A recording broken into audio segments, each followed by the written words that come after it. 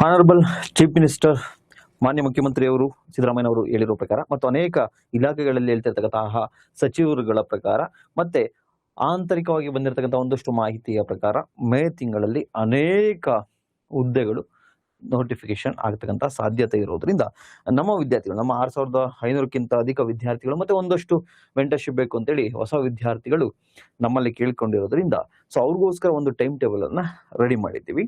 And ಇದು ಕೇವಲ ನಮ್ಮ ಮೆಂಟರ್ಶಿಪ್ ಅಲ್ಲಿ ಜಾಯ್ನ್ ಆದವ್ರಿಗೆ ಮಾತ್ರ ಅಂತಲ್ಲ, ಕರ್ನಾಟಕದಲ್ಲಿರ್ತಕ್ಕಂತಹ ಎಲ್ಲಾ ವಿದ್ಯಾರ್ಥಿಗಳು ಕೂಡ ಈ ಒಂದು ಟೈಮ್ ಟೇಬಲ್ ಅನ್ನ ಯುಟಿಲೈಸ್ ಮಾಡಿಕೊಂಡು ನೆಕ್ಸ್ಟ್ ತಿಂಗಳಲ್ಲಾದ್ರೂ ಕಾಲ್ ಆಗಲಿ, ಅದಾದ್ಮೇಲೆ ಇನ್ನೊಂದು 2 ತಿಂಗಳು ಬಿಟ್ಟಾದ್ರೂ ಕಾಲ್ ಮಾಡಲಿ ಅಥವಾ ವಿತಿನ್ 15 ಡೇಸ್ ಆದ್ರೂ ಕಾಲ್ ಮಾಡಲಿ, ಎಲ್ಲರಿಗೂ ಕೂಡ ಯಾವ ರೀತಿ ಅಧ್ಯಯನ ಇರಬೇಕು, ಯಾವ ರೀತಿಯ ಸ್ಟ್ರಾಟಜಿ ಇರಬೇಕು, ತಮಗೆ ಒಂದು ಪ್ರಿಂಟ್ ಹಾಕೊಳ್ಳಿಕ್ಕೆ ಆಗ್ತಕ್ಕಂತಹ ಒಂದು ಟೈಮ್ ಟೇಬಲ್ ಅನ್ನು ಕೂಡ ನಾವು ರೆಡಿ ಮಾಡಿದ್ದೀವಿ. ಅದನ್ನ ತಮಗೊಂದು ಎಕ್ಸ್ಪ್ಲೈನ್ ಮಾಡ್ತೀವಿ, ನಂತರ ಆ ಟೈಮ್ ಟೇಬಲ್ ಅನ್ನ ಕೊಡ್ತಾ ಹೋಗ್ತೀವಿ. ಅಕಾರ್ಡಿಂಗ್ ಟು ದಟ್ ನೀವು ಪ್ಲಾನ್ ಮಾಡಾದ್ರೂ ಓದ್ಕೋಬಹುದು, ಅಥವಾ ನಮ್ಮ ಮೆಂಟರ್ಶಿಪ್ಗೆ ಜಾಯ್ನ್ ಆಗೋಗಿದ್ರೆ ಈಗ ಆಲ್ರೆಡಿ ತುಂಬಾ ಜನ ಜಾಯ್ನ್ ಆಗಿದ್ದಾರೆ. ಸೊ ದಯವಿಟ್ಟು ಎ ವಿದ್ಯಾರ್ಥಿಗಳು ಏನ್ ಮಾಡಿದ್ರಲ್ಲ ಆ ರೀತಿ ತಾವು ಮಾಡಬೇಡಿ, ಅವ್ರು ಕೊನೆಗೆ ಬಂದ್ರು. ಸೊ ಜಾಯ್ನ್ ಆಗೋಂಗಿದ್ರೆ ವಿತಿನ್ 3 ಡೇಸ್, ಇನ್ನೊಂದು 3 ಡೇಸ್ ಅಷ್ಟೇ ಅಡ್ಮಿಷನ್ ಇದೆ, ನಂತರ ತಾವುಗಳು ಜಾಯ್ನ್ ಆಗ್ಬೋದು. ಅದ್ರ ಬಗ್ಗೆ ನಾನು ಆಮೇಲೆ ಮಾತಾಡ್ತೀನಿ. ಕಂಪ್ಲೀಟ್ ಸ್ಟ್ರಾಟಜಿ ತಮ್ಗೇನಿರ್ಬೇಕು, ಈ ವರ್ಷ ನೇಮಕಾತಿಯ ವರ್ಷ ಆಗ್ತಕ್ಕಂತಹ ಸೂಚನೆ ಇರೋದ್ರಿಂದ ಈ ವಿಡಿಯೋ ತಮ್ಗಾಗಿ. ಸೊ ನೆಕ್ಸ್ಟ್ ಇಲ್ಲಿ ನಾನು ಏನ್ ಮಾಡ್ತಾ ಇದ್ದೀನಿ ಅಂದ್ರೆ, ಬೇಗ ನೋಟಿಫಿಕೇಶನ್ ಅಂದ್ರೆ ಏನ್ ಮಾಡೋದು ಸರ್, 1 ವೀಕಲ್ಲಿ ಅಥವಾ 15 ಡೇಸ್ ಅಥವಾ 1 ಮಂತಲ್ಲಿ ನೋಟಿಫಿಕೇಶನ್ ಆದ್ರೆ ಏನ್ ಮಾಡೋದು ಸರ್ ಅಂತಕ್ಕಂಥ ಪ್ರಶ್ನೆ ಬರುತ್ತೆ. ನಾನ್ ನಿಮ್ಗೆ ಅದನ್ನು ಕೂಡ ಮನಗಂಡು ನೆಕ್ಸ್ಟ್ 100 ಡೇಸ್ ಅಲ್ಲಿ ಸಾಧ್ಯವಾದಷ್ಟು ನಿಮ್ಮ GS ಸಿಲೆಬಸ್ ಅನ್ನ PC ನಾದ್ರೂ ಓದಿ, PSI ಆದ್ರೂ ಓದಿ, SDA, FDA, KS ಯಾವ್ದಾದ್ರು ಓದಿ, ನೆಕ್ಸ್ಟ್ 100 ಡೇಸ್ ಅಲ್ಲಿ ನಿಮ್ಮ GS ಅಷ್ಟು ಸಬ್ಜೆಕ್ಟ್ ಅನ್ನ ಕಂಪ್ಲೀಟ್ ಮಾಡೋ ತರ ಒಂದು ಟೈಮ್ ಟೇಬಲ್ ಅನ್ನ ಕೊಡ್ತಾ ಇದ್ದೀನಿ. ನಮ್ಮ ಇಂಟರ್ನ್ಶಿಪ್ ಅಲ್ಲಿ ಪ್ರತಿದಿನ ಟಾರ್ಗೆಟ್ ಅನ್ನು ಕೂಡ ನಾನು ಕೊಡ್ತಾ ಹೋಗ್ತೀನಿ. ಸೊ ನಂತರ ಇನ್ ಕೇಸ್ ಇವ್ರೇನಾದ್ರು ಕಾಲ್ ಏನ್ ಮಾಡೋದೇನಾದ್ರು ಬೇಗ ಆದ್ರೆ, ಅಂದ್ರೆ ಒಂದು 15 ಡೇಸ್ ಅಲ್ಲೋ ಅಥವಾ 1 ಮಂತ್ ಅಲ್ಲೋ ಕಾಲ್ ಮಾಡಿದ್ದಾರೆ ಅಂದ್ರೂ ಕೂಡ ಇವರು ಅಪ್ಲಿಕೇಶನ್ ಹಾಕ್ಲಿಕ್ಕೆ ಸಮಯವನ್ನ ಕೊಡ್ತಾರೆ, ನಂಬರ್ 1.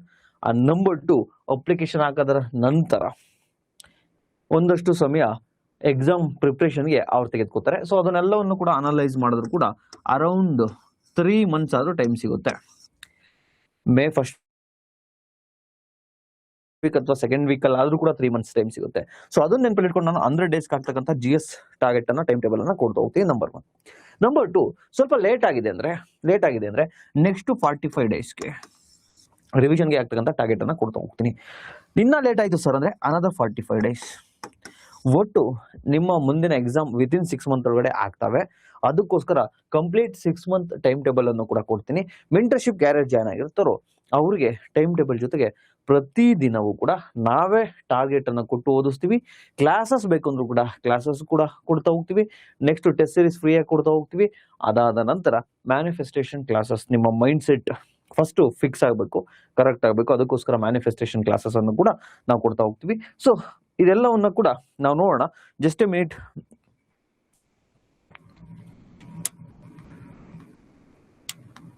ಓಕೆ, ಸೊ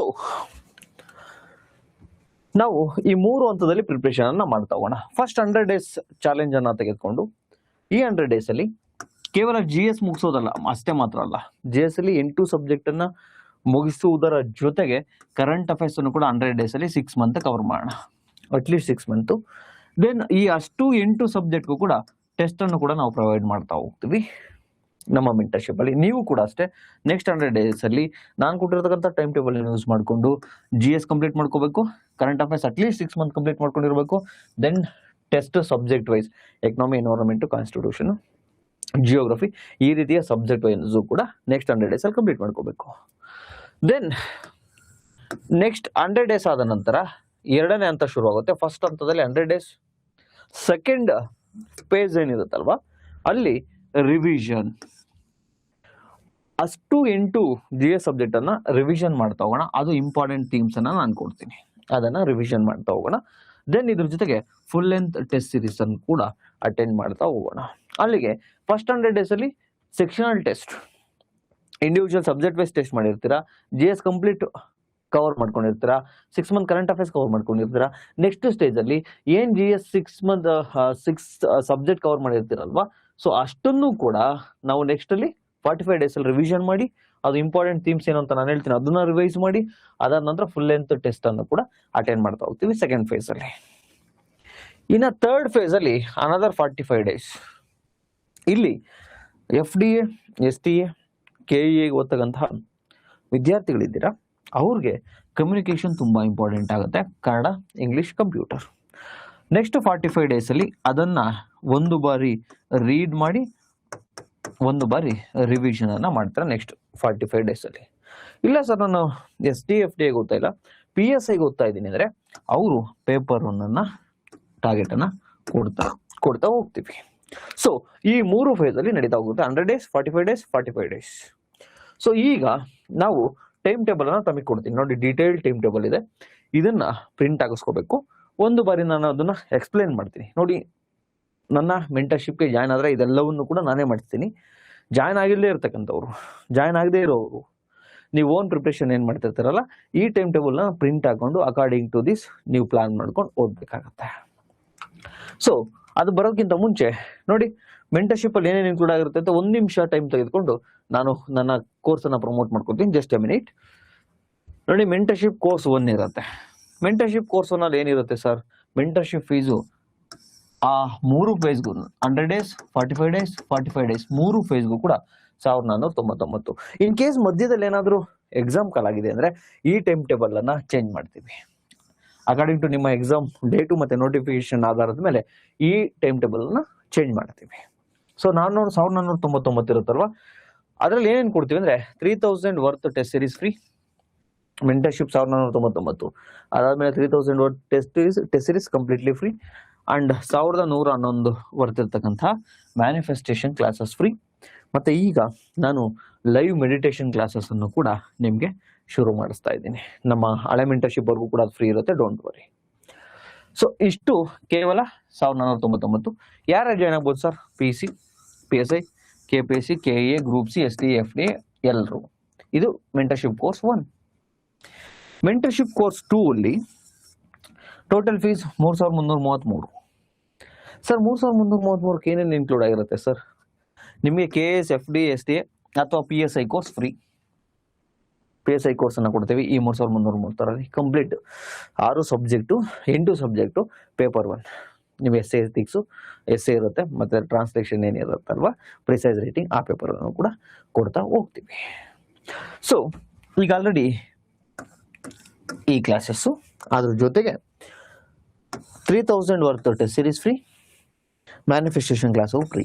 ಅಲ್ಲಿಗೆ ಕೋರ್ಸ್ 2 ತೆಗೆದುಕೊಂಡ್ರೆ GS classes, PSI paper 1 paper ಅದು ಕೂಡ ಇರುತ್ತೆ, 8 GS classes, economy, environment, constitution, geography, mentality, history ಎಲ್ಲವೂ ಕೂಡ. ನೆಕ್ಸ್ಟು ಅದ್ರ ಜೊತೆಗೆ ಮ್ಯಾನಿಫೆಸ್ಟೇಷನ್ ಟೆಸ್ಟ್ ಸೀರೀಸ್ ಫ್ರೀ ಇರುತ್ತೆ 3333 ಕೋರ್ಸ್ 2 ಜಾಯ್ನ್ ಆದವ್ರಿಗೆ. ಕೋರ್ಸ್ 1ಗೆ ಮೆಂಟರ್ಶಿಪ್ ಮತ್ತೆ ಟೆಸ್ಟ್ ಸೀರೀಸ್ ಮ್ಯಾನಿಫೆಸ್ಟೇಷನ್. ಸೊ ಇದಕ್ಕೆ ಹೆಂಗ್ ಸರ್ ಜಾಯ್ನ್ ಆಗೋದು ಅಂದ್ರೆ 7026132710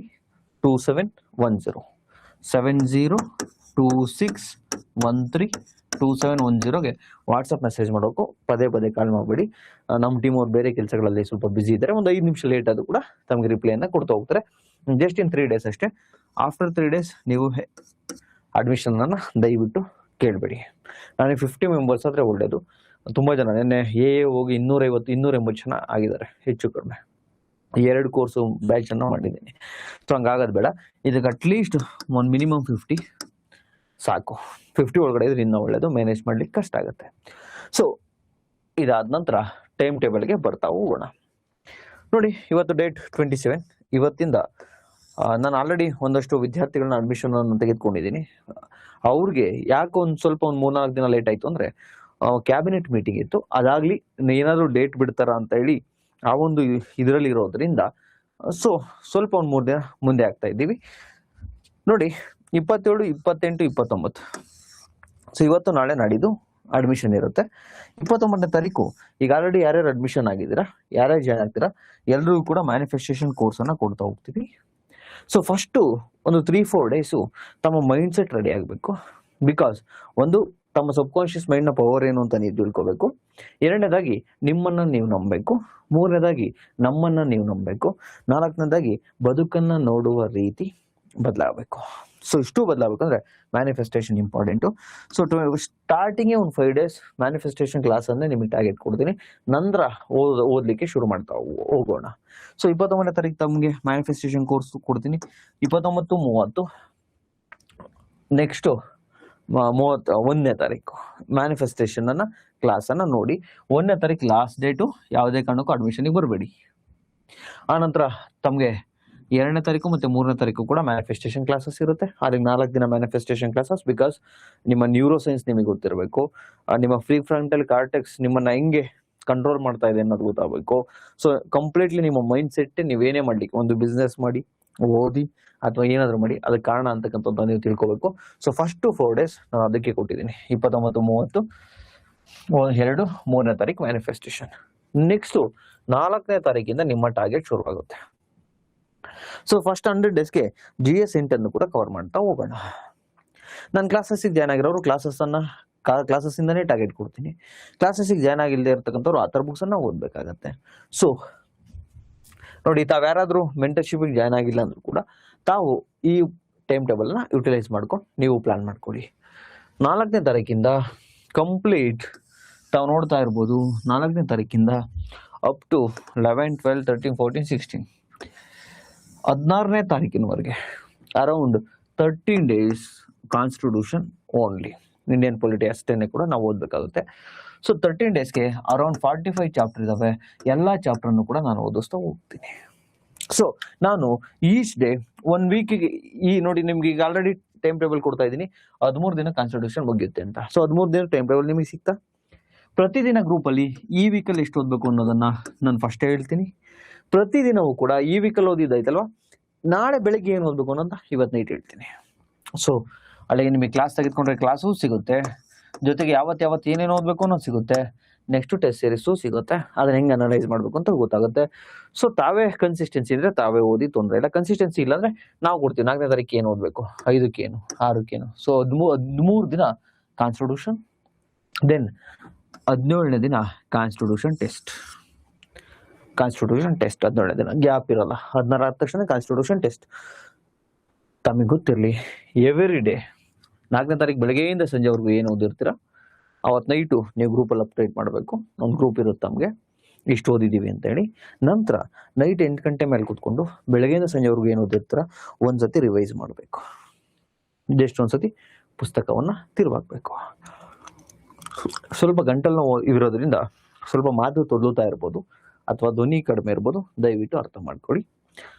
ಮತ್ತು ಇವತ್ತು ಜಿಯೋಗ್ರಫಿ ಕ್ಲಾಸ್ ಮಾಡಲಿಕ್ಕೆ ಬಂದಿದೆ. ಮಧ್ಯಾಹ್ನ ಕರೆಂಟ್ ಇರಲಿಲ್ಲ, ಪವರ್ ಇರಲಿಲ್ಲ. ಸೊ ಈಗ ಒಂದು 30 minutes ನಾನು ಬೇರೆ ಸ್ಲಾಟನ್ನು ಇಸ್ಕೊಂಡು ಈ ಕ್ಲಾಸ್ ಮಾಡ್ತಾ ಇದ್ದೀನಿ. ನಾಳೆ ಆಸ್ ಇಟ್ ಈಸ್ 2:30ಗೆ ಜಿಯೋಗ್ರಫಿ ಕ್ಲಾಸ್ ಇರುತ್ತೆ.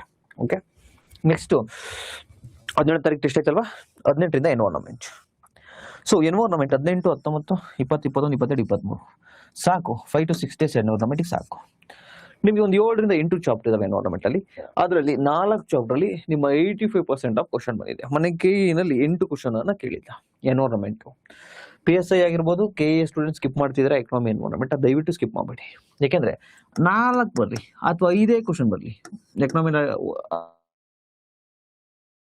ಅದರಲ್ಲಿ, ಎನ್ವೈರನ್ಮೆಂಟ್ ಒಂದು 4-5 ಬರಲಿ, 2 ಸೇರಿ 15 ಬರಲಿ, 10ರಿಂದ 15 ಬರಲಿ, ಸಾಕು. ಒಂದು ಕ್ವಶನ್ ಮ್ಯಾಟರ್ ಆಗುತ್ತೆ. ತುಂಬಾ ಸಿಂಪಲ್ ಇತ್ತು. ಸೊ ಆ ದಿನ ಎನ್ವೈರನ್ಮೆಂಟ್, ದೆನ್ ಸಂಡೇ ಏನು ಬರುತ್ತಲ್ವ, ಸಂಡೇ ಎನ್ವೈರನ್ಮೆಂಟ್ ಟೆಸ್ಟನ್ನು ಕೊಡ್ತೀವಿ. ಟೆಸ್ಟನ್ನು ಅಟೆಂಡ್ ಮಾಡಬೇಕು. ನೆಕ್ಸ್ಟು ಟೆಸ್ಟಲ್ಲಿ ಹೆಂಗೆ ಅನಾಲಿಸಿಸ್ ಮಾಡೋದು ನಾವು ಹೇಳ್ಕೊಡ್ತೀವಿ. ಮತ್ತು ಟೆಸ್ಟ್ ಸ್ವಲ್ಪ ಡಿಫಿಕಲ್ಟ್ ಇರುತ್ತೆ, ತಲೆಗೆಡ್ಸ್ಕೋಬೇಡಿ. ನಿಮ್ಮ ಎಕ್ಸಾಮಲ್ಲಿ ಅಷ್ಟು ಡಿಫಿಕಲ್ಟ್ ಇರಲ್ಲ. ನಾವು ನಿಮಗೆ ಅಭ್ಯಾಸ ಆಗಲಿ, ಇಲ್ಲೇ ಪ್ರೆಸರನ್ನು ಹ್ಯಾಂಡಲ್ ಮಾಡಲಿ ಅಂತಕ್ಕಂಥ ಉದ್ದೇಶದಿಂದ ತಮಗೆ ಸ್ವಲ್ಪ ಡಿಫಿಕಲ್ಟನ್ನು ಕೊಡ್ತೀವಿ ಟೆಸ್ಟ್. ನೆಕ್ಸ್ಟ್ 25ನೇ ತಾರೀಕಿಂದ ಎಕನಾಮಿ, 25ರಿಂದ ಅಪ್ ಟು 31st 7 ದಿನ ಎಕನಾಮಿ, ಮತ್ತು 8ನೇ ದಿನನೂ ಎಕನಾಮಿ, ಜೂನ್ 1ನೇ ತಾರೀಕಿನವರೆಗೆ. ನೋಡಿ, ಮೇ 25ರಿಂದ ಜೂನ್ 1ನೇ ತಾರೀಕಿನವರೆಗೆ ಎಕನಾಮಿ ಇರುತ್ತೆ. ನೆಕ್ಸ್ಟು 2ನೇ ತಾರೀಕು ಎಕನಾಮಿ ಟೆಸ್ಟ್. ಅದಾದ ನಂತರ 3ನೇ ತಾರೀಕಿಂದ ಸೈನ್ಸ್ ಆ್ಯಂಡ್ ಟೆಕ್ನಾಲಜಿ, ಇದಕ್ಕೆ ಸ್ವಲ್ಪ ಜಾಸ್ತಿ ದಿನವನ್ನು ಕೊಟ್ಟಿದ್ದೀವಿ. 3ನೇ ತಾರೀಕಿಂದ 12ನೇ ತಾರೀಕಿನವರೆಗೆ science and technology. Each day every day ಏನೇನು ಓದಬೇಕು ಟಾರ್ಗೆಟ್ ನಾನೇ ಕೊಡ್ತೀನಿ. ಕ್ಲಾಸಸ್ ಕೋರ್ಸ್ 2 ತೆಗೆದುಕೊಂಡವ್ರಿಗೆ ಕ್ಲಾಸಸ್ಸು ಕೂಡ ಇರುತ್ತೆ. Next 12 complete ಆಗುತ್ತಲ್ವಾ. 13ನೇ ತಾರೀಕು ರಿವಿಷನ್ ಒಂದಿನ ಟೈಮನ್ನು ಕೊಡ್ತೀನಿ. ಬಿಕಾಸ್ ಸೈನ್ಸ್ ಆ್ಯಂಡ್ ಟೆಕ್ ಒಂದಷ್ಟು ಜನಕ್ಕೆ ಏನಾದರೂ ಕವರ್ ಆಗಿ ಮಾಡ್ಕೊಂಡಿಲ್ಲ ಅಂದರೆ 13ನೇ ತಾರೀಕು ಕವರ್ ಮಾಡ್ಕೋಬೋದು. ದೆನ್ ಎವ್ರಿಡೇ ರಿವಿಷನ್ ಇರಬೇಕು. ಅವತ್ತೇನು ಓದಿರ್ತೀರ ಅಥವಾ ಅವತ್ತೇನು ಕ್ಲಾಸ್ ನೋಡಿರ್ತೀರ ಅವತ್ತು ನೈಟೇ ರಿವಿಷನನ್ನು ಮಾಡ್ಕೊಂಡಿರ್ಬೇಕು. ನೆಕ್ಸ್ಟು ಎವ್ರಿ ಸಂಡೇ ಟೆಸ್ಟ್ ಇರುತ್ತಲ್ವ, ಅದೇ ರೀತಿ 14ನೇ ತಾರೀಕು ಕೂಡ science and technology test. So ನಿಮಗೆ ನನ್ನ ಕ್ಲಾಸಲ್ಲಿ ಒಂದಷ್ಟು PYQ ಕವರ್ ಮಾಡಿದ್ದೀನಿ, ಕ್ಲಾಸಸ್ಸನ್ನು ಕವರ್ ಮಾಡಿದ್ದೀನಿ. ಕ್ಲಾಸು ಸಿಕ್ತು, ಅಲ್ಲೊಂದಷ್ಟು PYQ ಸಿಕ್ತು. ಎವ್ರಿ ವೀಕೆಂಡ್ ಟೆಸ್ಟನ್ನು ಅಟೆಂಡ್ ಮಾಡ್ತೀರಾ. ಜೊತೆಗೆ ಮ್ಯಾನಿಫೆಸ್ಟೇಷನ್ ಕ್ಲಾಸ್ ನಿಮಗೆ ಬೇಜಾರಾದರೆ, ಓದಲಿಕ್ಕೆ ಮೂಡಿಲ್ಲ ಅಂದರೆ ಅದನ್ನು ಕೇಳ್ತೀರಾ. So one stop solution. Next June 15ನೇ ತಾರೀಕಿಂದ ಒಂದು ವಾರದವರೆಗೆ ಅಪ್ ಟು ಜೂನ್ 29ನೇ ತಾರೀಕಿನವರೆಗೆ ಏನು ಗ್ರೀನ್ ಕಲರ್ ಕಾಣಿಸುತ್ತಲ್ವ, ಕರ್ನಾಟಕ ಹಿಸ್ಟ್ರಿ. ಸೊ ಇಷ್ಟರಲ್ಲಿ ಕರ್ನಾಟಕ ಹಿಸ್ಟ್ರಿಯಿಂದ ಕ್ಲಾಸು ನಮ್ಮದಲ್ಲಿ ಕಂಪ್ಲೀಟ್ ಆಗಿಲ್ಲ. ಸೊ ನಿಮ್ಮ ಕರ್ನಾಟಕ ಹಿಸ್ಟ್ರಿ ಟಾಪಿಕ್ ಏನು ಬರುತ್ತಲ್ವ ಟಾರ್ಗೆಟು, ಅಷ್ಟರಲ್ಲಿ ಕರ್ನಾಟಕ ಹಿಸ್ಟ್ರಿ ಕಂಪ್ಲೀಟ್ ಆಗುತ್ತೆ. Karnataka history very very important. ನಿಮ್ಮ KE ಎಕ್ಸಾಮಲ್ಲಿ ನಾನು ಯಾವಾಗಲೂ ಹೇಳ್ತಾ ಇರ್ತೀನಿ, 7ರಿಂದ 8 ಕ್ವಶನ್ ಕರ್ನಾಟಕ ಹಿಸ್ಟ್ರಿಯಿಂದ ಬರುತ್ತೆ. ಸಿಲೆಬಸ್ ಕಡಿಮೆ ಇದೆ, ಕ್ವಶನ್ ತುಂಬ ಜಾಸ್ತಿ ಆಗುತ್ತೆ. Karnataka history, Karnataka geography important. So Karnataka history ಇನ್ನೂ ಕ್ಲಾಸಸ್ ಆಗಿಲ್ಲ. ನೀವೇನು ಜಾಯ್ನ್ ಆಗಿರ್ತೀರಲ್ವ, ಈ ಟಾರ್ಗೆಟ್ ಶುರು ಆಗೋದಕ್ಕಿಂತ ಮುಂಚೆ ನಿಮಗೆ ಕ್ಲಾಸ್ ರೆಡಿ ಇರುತ್ತೆ, ಡೋಂಟ್ ವರಿ. ನೆಕ್ಸ್ಟು 22ನೇ ತಾರೀಕು, 22ರಿಂದ ಒಂದು ವಾರ 28ರವರೆಗೆ ಕರ್ನಾಟಕ ಜಿಯೋಗ್ರಫಿ. ಇದೆರಡು target very very important. Because Karnataka ಹಿಸ್ಟ್ರಿಲಿ ಕೂಡ 7 to 8 ಕ್ವಶನ್, ಕರ್ನಾಟಕ ಜಿಯೋಗ್ರಫಿಲಿ ಕೂಡ 7 to 8 ಅವರೇಜ್ ಕ್ವಶನ್ ಕಳೆದ ಒಂದು 4-5 ವರ್ಷದ KE ಪ್ರಶ್ನೆ ಪತ್ರಿಕೆಯನ್ನು ತೆಗೆದು ನೋಡಿದ್ರೆ, ಗ್ರೂಪ್ ಬಿ SDFD ತೆಗೆದು ನೋಡಿದ್ರೆ, ಮತ್ತೆ PSI. ಸೊ ಎರಡು ಚಿಕ್ಕ ಸಬ್ಜೆಕ್ಟು, ಅರೌಂಡ್ ಒಂದು 5 ಚಾಪ್ಟರಲ್ಲಿ ನಿಮ್ಮ ಮೋರ್ ದೆನ್ 75% ಕ್ವಶನ್ನು ಹಿಸ್ಟ್ರಿಯಿಂದ ಕವರ್ ಆಗಿರೋದು. ಹಿಸ್ಟ್ರಿಲಿ ಬರ್ತಕ್ಕಂಥ ಕ್ವಶನಲ್ಲಿ ಮೋರ್ ದೆನ್ 75% 8 ಸಬ್ಜೆಕ್ಟಿಂದ. ನಿಮಗೆ ವಿತ್ ಪ್ರೂಫನ್ನು ಕೂಡ ನಾನು ಕರ್ನಾಟಕ ಹಿಸ್ಟ್ರಿ ಓದಿಸ್ಬೇಕಾದ್ರೆ ಕೊಡ್ತೀನಿ. ನೆಕ್ಸ್ಟು ಕರ್ನಾಟಕ ಜಿಯೋಗ್ರಫಿನೂ ಕೂಡ ಅಷ್ಟೇ, ಮಿನಿಮಮ್ 7 ಕ್ವಶನ್ ಕೇಳೋದ್ರಿಂದ ಇದೆರಡು ಇಂಪಾರ್ಟೆಂಟು. ಅದಕ್ಕೂ ಒಂದು ವೀಕ್ ಸಾಕು, ಇದಕ್ಕೂ ಒಂದು ವೀಕ್ ಸಾಕು. ಸೊ ನಿಮ್ಮ ಟಾರ್ಗೆಟ್ ಇದು ಕೂಡ ಅಷ್ಟೇ, ಕರ್ನಾಟಕ ಜಿಯೋಗ್ರಫಿ ಕಂಪ್ಲೀಟ್ ಆಗಿಲ್ಲ, ಇದು ಶುರು ಆಗೋಷ್ಟರಲ್ಲಿ ನಮ್ಮ ಕ್ಲಾಸಲ್ಲಿ ಕಂಪ್ಲೀಟ್ ಆಗಿರುತ್ತೆ. ದೆನ್ ಆ ವೀಕಲ್ಲಿ ರಿವೈಸನ್ನು ಮಾಡ್ಬೋದು. ನೆಕ್ಸ್ಟ್ ನೋಡಿ, ಮಾಡರ್ನ್ ಹಿಸ್ಟ್ರಿ ಶುರು ಆಗ್ತಾ ಹೋಗುತ್ತೆ 29, 30 ಮತ್ತು ಜುಲೈ ಅಪ್ ಟು 5ನೇ ತಾರೀಕಿನವರೆಗೆ. ಅಲ್ಲಿ ಒಂದು 8 ದಿನ ಮಾಡರ್ನ್ ಹಿಸ್ಟ್ರಿ. ಇದಾದ ನಂತರ ಏನ್ಷಿಯಂಟ್ ಮಿಡಿವಲ್ ಇಂಪಾರ್ಟೆಂಟ್ ಚಾಪ್ಟರ್ ನಾನು ಹೇಳ್ತೀನಿ. ಸೊ ಏನ್ಷಿಯಂಟ್ ಮಿಡಿವಲ್ ಒಂದು ವೀಕ್ ತಾವು ಓದಬೇಕಾಗತ್ತೆ.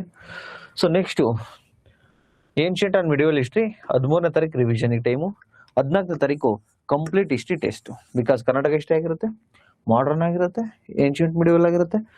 ಒಂದು 100 ಮಾರ್ಕ್ಸ್ ಟೆಸ್ಟ್ ಇರುತ್ತೆ, 100 ಕ್ವಶನ್ 14ನೇ ತಾರೀಕು. ಅದಾದ ನಂತರ ನಿಮ್ಮ ಜುಲೈ 15ನೇ ತಾರೀಕು ಇಂಡಿಯನ್ ಜಿಯೋಗ್ರಫಿ ಶುರು ಆಗುತ್ತೆ. ಇದಕ್ಕೆ ಸ್ವಲ್ಪ ಜಾಸ್ತಿ ಟೈಮನ್ನು ಕೊಟ್ಟಿದ್ದೀನಿ, ಬಿಕಾಸ್ ಜಾಸ್ತಿ ಇರುತ್ತೆ. ಸೊ ಇನ್ನು ಫಿಸಿಕಲ್ ಜಿಯೋಗ್ರಫಿ ನಡೀತಾ ಇದೆ ಕ್ಲಾಸಸ್ಸು. ಈ ಟಾರ್ಗೆಟ್ ಶುರು ಆಗೋ ವೇಳೆಗೆ ಇಂಡಿಯನ್ ಜಿಯೋಗ್ರಫಿ ಕಂಪ್ಲೀಟ್ ಆಗಿರುತ್ತೆ. ಓಕೆನಾ? ಸೊ 26ನೇ ತಾರೀಕು ಕಂಪ್ಲೀಟ್ ಆಗುತ್ತೆ ಇಂಡಿಯನ್ ಜಿಯೋಗ್ರಫಿ. ಟಾರ್ಗೆಟ್ 27ನೇ ತಾರೀಕಿಂದ ರಿವಿಷನ್ ಶುರು. ನಿಮಗೆ ನನ್ನ ಕ್ಲಾಸನ್ನು ಕೇಳಲೇಬೇಕಾ? ಕೇಳಿದ್ರೆ ಬೆಸ್ಟು, ಕೇಳಲೇಬೇಕು ಅಂತ ಏನಿಲ್ಲ. ಕಾನ್ಸೆಪ್ಟು ಕ್ಲಾರಿಟಿ ಇಲ್ಲ ಅಂದರೆ ಕೇಳಿ. ಸರ್ ನನ್ನ ಕ್ಲಾಸಸ್ ಗೊತ್ತು ಸರ್, ಎಲ್ಲ ಗೊತ್ತು ಸರ್ ಅಂದರೆ ಜಸ್ಟ್ ಮೆಂಟರ್ಶಿಪ್ಪಿಗೆ ಜಾಯ್ನ್ ಆಗಿ. ಇಲ್ಲ ಸರ್ ನಾನು ನಿಮಗೆ ಜಸ್ಟ್ ಟೈಮ್ ಟೇಬಲ್ ಮಾತ್ರ ತೆಗೆದುಕೊತೀನಿ, according to your time table ನಾನೇ ಈಸ್ಟ್ ಡೇ ಏನೇನು ಓದಬೇಕು ಅಂತ ಬೈಫರ್ ಕ್ರಿಯೇಟ್ ಮಾಡಿಕೊಂಡು ಬ್ರೇಕ್ ಡೌನ್ ಮಾಡ್ಕೊಂಡು ಎವ್ರಿ ಡೇ ಓದ್ತೀನಿ ಅಂದರೆ ವೆರಿ ಗುಡ್, ದುಡ್ಡು ಕೂಡ ಸೇವ್ ಆಗುತ್ತೆ. ನೆಕ್ಸ್ಟು 27 ರಿವಿಷನ್, 28ನೇ ತಾರೀಕು ಕಂಪ್ಲೀಟ್ ಜಿಯೋಗ್ರಫಿ ಟೆಸ್ಟ್. ಬಿಕಾಸ್ ಇಷ್ಟೊಳಗಡೆ ಆಲ್ರೆಡಿ ಇಂಡಿಯನ್ ಜಿಯೋಗ್ರಫಿ ಕಂಪ್ಲೀಟ್ ಆಗಿರುತ್ತೆ, ಕರ್ನಾಟಕ ಜಿಯೋಗ್ರಫಿ ಕಂಪ್ಲೀಟ್ ಆಗಿರುತ್ತೆ. ಸೊ ಜಿಯೋಗ್ರಫಿ ಟೆಸ್ಟ್ ಯಾವಾಗ? 28ಕ್ಕೆ. 29ನೇ ತಾರೀಕು ಅಕ್ಟೋಬರ್ ಕರೆಂಟ್ ಅಫೇರ್ಸನ್ನು ನಿಮಗೆ ಓದಿಸ್ತೀವಿ. ಅಕ್ಟೋಬರ್ ಕರೆಂಟ್ ಅಫೇರ್ಸ್ ಅಕ್ಟೋಬರಿಂದ ಅಟ್ಲೀಸ್ಟ್ ಏಪ್ರಿಲ್ ಮೇವರೆಗೂ 6 ತಿಂಗಳಾದರೆ ನಿಮಗೆ ಹತ್ರ ಕರೆಂಟ್ ಅಫೇರ್ಸನ್ನು ಓದಿಸ್ತೀವಿ. ನಾನೇ ನಿಮಗೆ ಅಕ್ಟೋಬರಲ್ಲಿ 100 ಪೇಜಸ್ ಇದ್ದರೆ ನಿಮಗೆ ಅದನ್ನು ಒಂದು 30 ಪೇಜ್ ಆಗೋ ಥರ ಯಾವ್ಯಾವುದನ್ನು ಓದಬೇಕು, ಯಾವ್ಯಾವುದನ್ನು ಸ್ಕಿಪ್ ಮಾಡಬೇಕು ನಾನೇ ನಿಮಗೆ ಕೊಡ್ತಾ ಹೋಗ್ತೀನಿ ಗ್ರೂಪಲ್ಲಿ. ಸೊ ಅಕ್ಟೋಬರ್ 29ನೇ ತಾರೀಕು ಜಸ್ಟ್ 30 ಪೇಜಸ್ ಅಷ್ಟೇ ಆಗುತ್ತೆ. ನಾನು ಕೊಡ್ತೀನಿ ಟಾರ್ಗೆಟು 30 ಪೇಜ್ ಓದಲಿಕ್ಕೆ ಒಂದಿನ ಸಾಕು, 29ನೇ ತಾರೀಕು ಸಾಕು. ಬಟ್ ಕರೆಂಟ್ ಅಫೇರ್ಸು ಜಾಸ್ತಿ ಫ್ಯಾಕ್ಟ್ಸ್ ಇರೋದ್ರಿಂದ 30ನೇ ತಾರೀಕು ಅದನ್ನು ರಿವಿಷನ್ ಮಾಡೋಣ.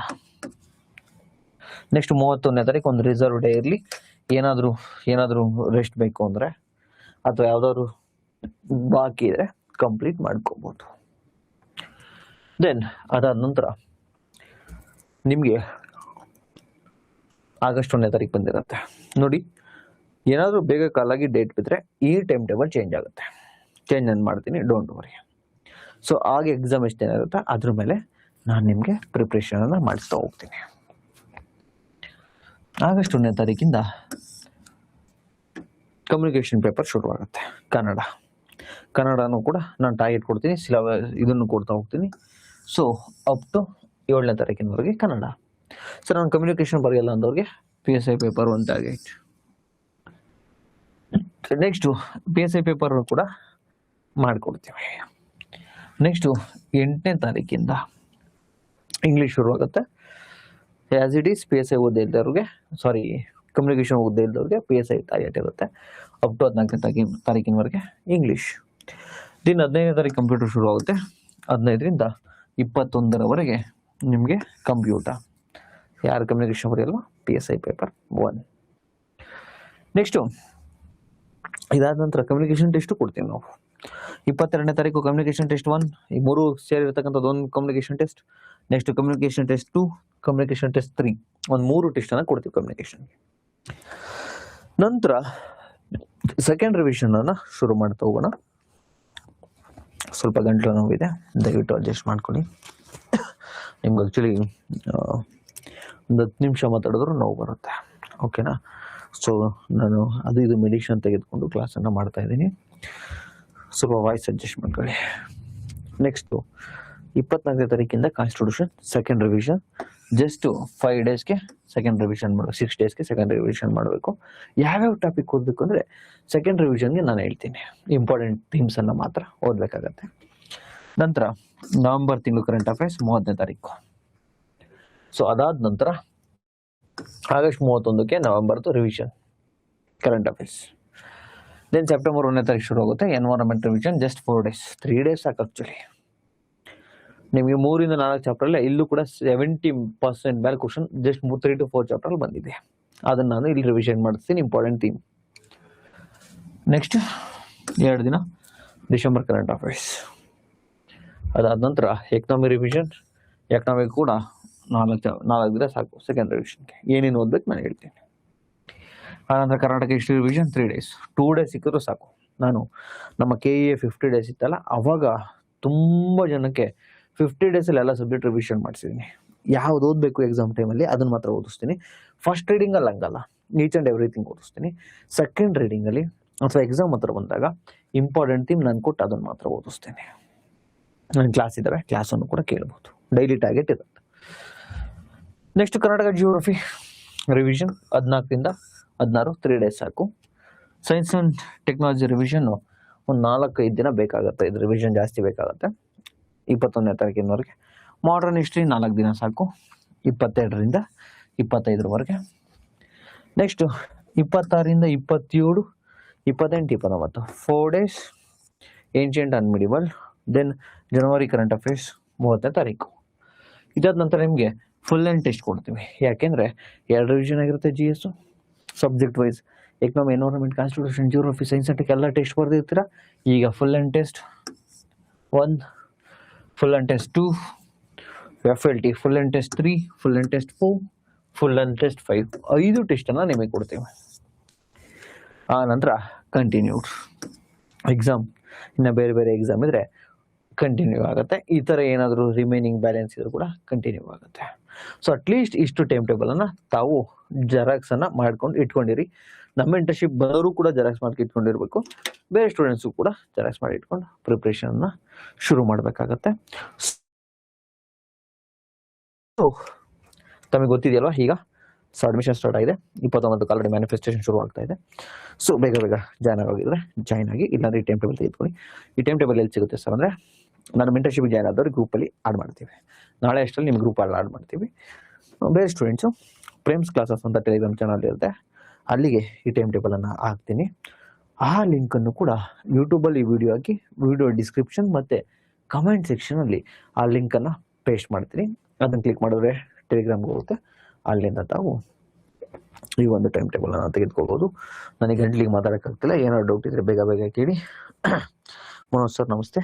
Nitin sir, I joined mentorship course 1, when it will start sir?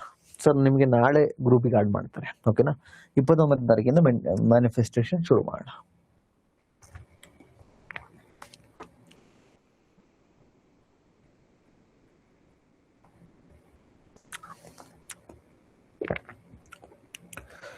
ಏನಾದ್ರು ಡೌಟ್ ಇದ್ರೆ ಕೇಳಬಹುದು.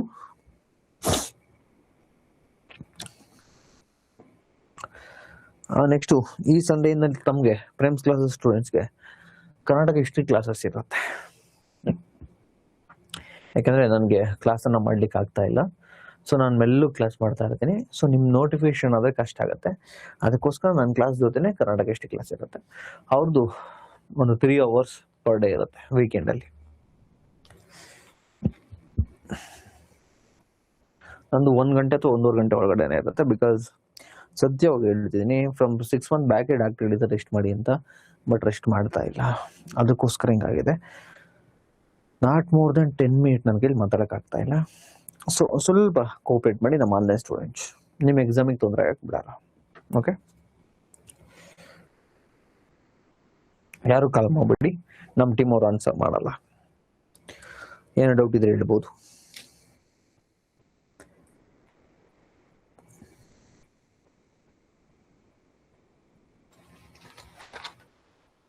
ಐ ಹೋಪ್ ಏನೋ ಡೌಟ್ ಇಲ್ಲ ಅಂದ್ಕೊಂಡಿದ್ದೀನಿ.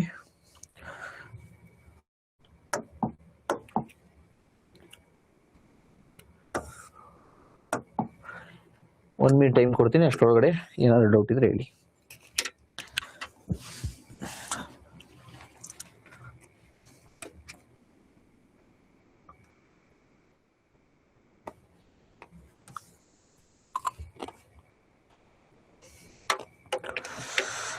ಸರ್ ನೀವು ಮೊದಲು ಹುಷಾರಾಗಿ. Thank you sir, thank you so much. ಮಾತಾಡೋದು ಕಂಪ್ಲೀಟಾಗಿ ಒಂದು 6 months ಸ್ಟಾಪ್ ಮಾಡಿದ್ರೆ ಬೇಗ ಸರಿ ಹೋಗುತ್ತೆ, ಬಟ್ ಅಷ್ಟು ಟೈಮ್ ಇಲ್ಲ ಈಗ. ಸ್ಲೋಲಿ ಕ್ಲಾಸ್ ಮಾಡ್ತೀನಿ ಅಷ್ಟೇ.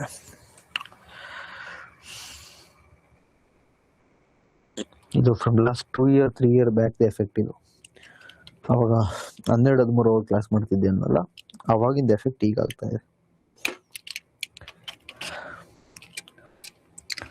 ಓಕೆ,